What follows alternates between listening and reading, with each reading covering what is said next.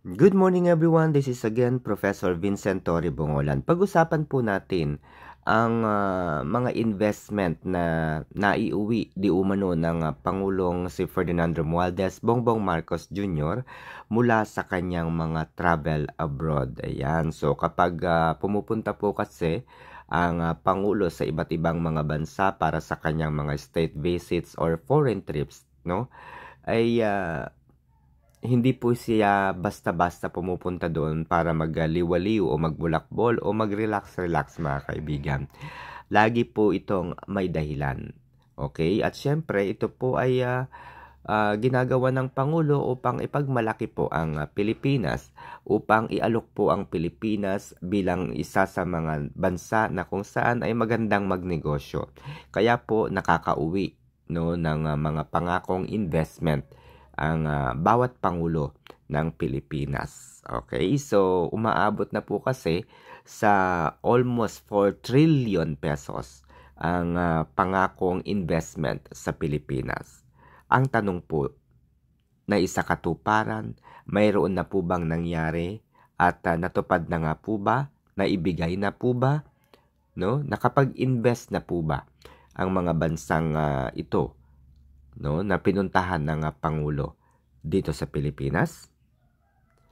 May kaugnayan po kasi ang tanong na ito mga kaibigan sa budget na hinihingi ng Pangulo para sa 2026 po nito. Okay, so the Office of the President po kasi mga kaibigan is now seeking 1.018 billion pesos, no, para sa kanyang mga local and foreign travel for 2026. Kasama na po dito yung mga state visits po, no?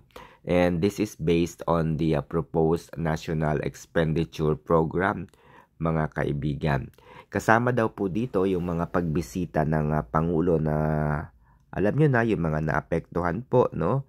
Yung mga local travel po niya, pagbibisitahin po niya yung mga lugar na kung saan ay mayroong mga maanumalyang flood control project. So, ang tanong dito, wala ba siyang kaibigan na kagaya po ni dating Pangulong Duterte na napapahiram po ng eroplano kung siya ay uuwi sa Davao City, di ba? Andyan po yung eroplano ni Pastor Apollo Kibuloy na nagagamit po niya for free. At least hindi na gumagastos ang gobyerno, mga kaibigan, no? Sa kanyang mga eroplano. But anyway, yun po yung hinihingi ng Pangulo ngayong 2026, no? 1.018 billion pesos, no? Okay, saan kaya pupunta itong si President? Okay, so basahin na lamang po natin yung tungkol sa foreign investment na naiuwi po ng Pangulo. Okay, so basahin na lamang po natin ito, ha? President Ferdinand R. Marcos Jr. shares the good news of all the foreign trips done since his assumptions of office.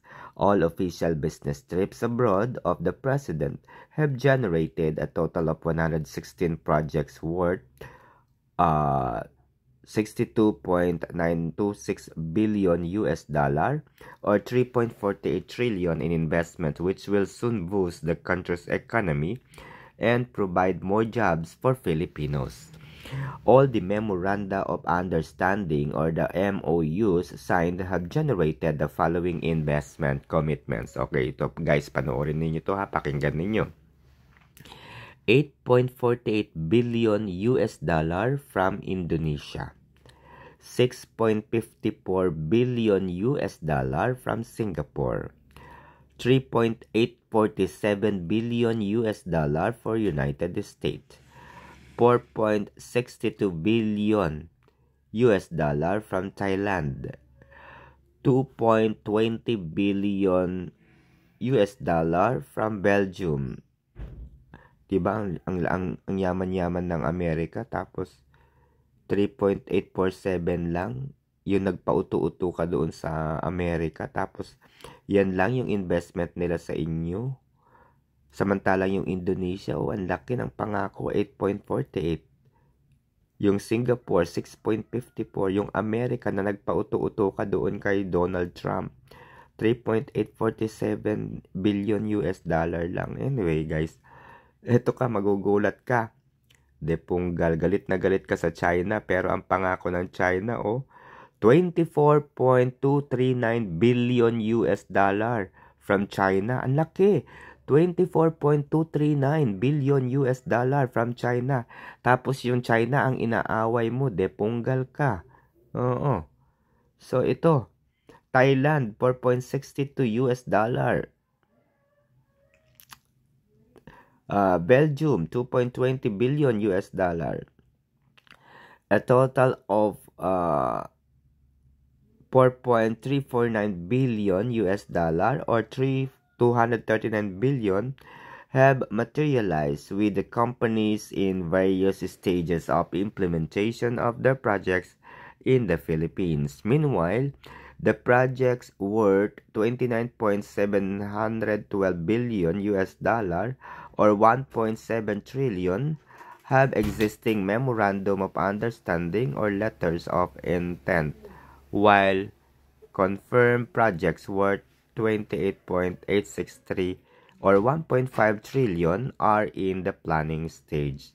We're moving very quickly to, as I say, make sure that while the Philippines is still top of mind of these investors, that we immediately explore those opportunities and take advantage of the contacts that we made during these trips, he said. Okay, so hindi ko nababasahin guys ng buo, no?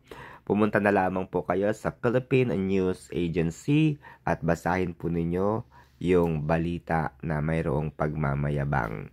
Dito po makikita ninyo ang katotohanan, no? Ang Amerika na kung saan ay nagpauto-uto ang Pangulo ng Republika ng Pilipinas na si Ferdinand Romualdez Bongbong Marcos Jr., no?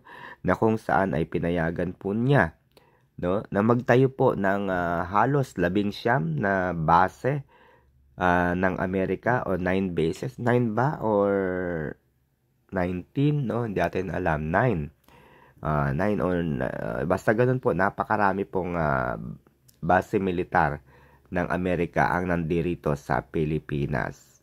Pangalawa, no, yung mga bansa po na kung saan ay hindi naman po allied ng Amerika ay ginawang libre yung tariff, no? Ginawa ni Trump na libre yung tariff.